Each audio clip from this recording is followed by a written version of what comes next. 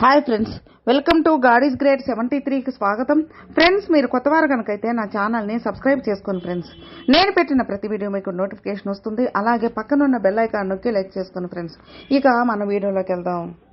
ఆరోగ్యంగా ఆనందంగా జీవించడానికి 6 సూత్రాలు.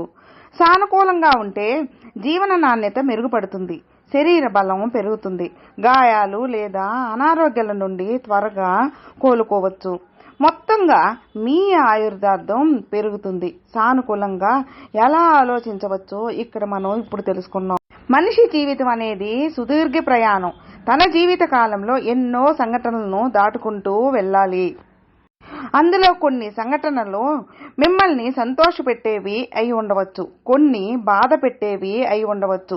కానీ చాలా మంది సంతోషకరమైన క్షణాలను త్వరగా మరిచిపోయి బాధకరమైనవే ఎక్కువ కాలం వారితో ఉంచుకుంటారు. వాటిలోనే గడుపుతారు. ఎప్పుడు ఏదో కోల్పోయినట్టుగా ఉంటారు.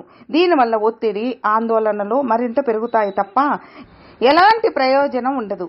మానసికంగా ఆరోగ్యంగా శారీరకంగా చురుకుగా ఉండాలంటే సానుకూల ఆలోచనలు చేయాలి.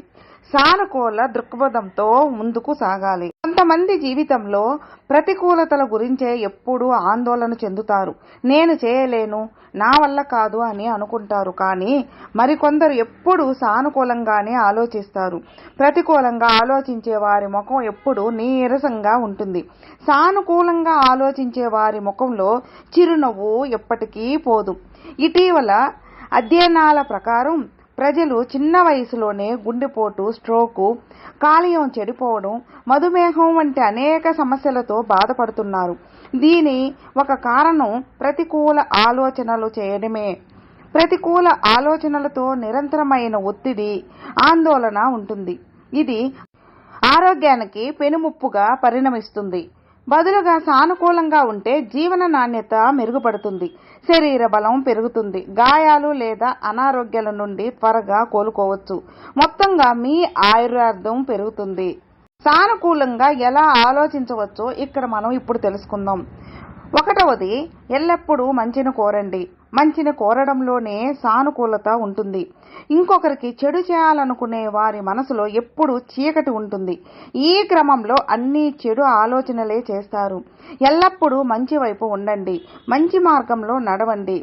అదే మీకు మంచి జీవితాన్ని ఇస్తుంది. 2వది, కృతజ్ఞతగా ఉండండి.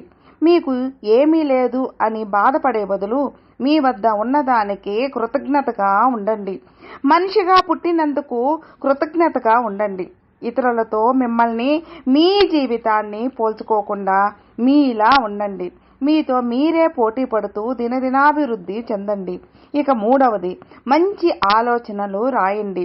ప్రతిరోజు కొన్ని మంచి ఆలోచనలు చేయండి. మంచి పనుల గురించి ఆలోచనలు చేయండి. మీ ఆలోచనలు ఒక పేపర్పై రాయండి. ఇది మీలో ఆశావాదాన్ని పెంచుతుంది, మీకు క్షణకాలం ఆనందాన్ని కలిగిస్తుంది. ఇక 4వది, నవ్వుతూ ఉండండి.